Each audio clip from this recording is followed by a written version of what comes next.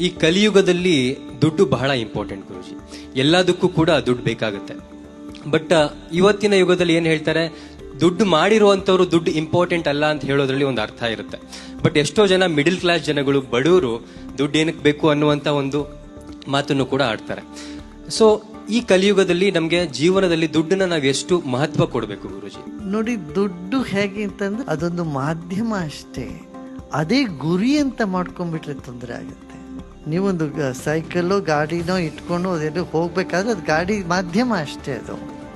ಆದರೆ ಅದರಲ್ಲೇ ಕೂತ್ಕೊಂಡು ನಿದ್ದೆ ಮಾಡ್ಲಿಕ್ಕೆ ಶುರು ಮಾಡಿಬಿಟ್ರೆ ಆಗ ನಾವು ಅದನ್ನು ತಪ್ಪಾಗಿ ತಿಳ್ಕೊಂಡ್ಬಿಟ್ಟಿರ್ತೀವಿ. ಅದರಿಂದ ಮಾಧ್ಯಮವನ್ನು ಮಾಧ್ಯಮವಾಗಿ ಉಪಯೋಗಿಸ್ಬೇಕು. ಯಾವುದನ್ನು ಅಲ್ಲಗಳಿಬಾರ್ದು.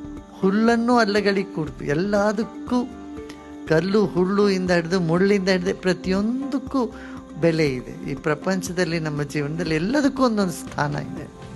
ಅದಕ್ಕೆ ಇರಬೇಕಾಗಿರೋ ಸ್ಥಾನ ಅದಕ್ಕೆ ಕೊಡ್ಬೇಕಾಗ್ತದೆ.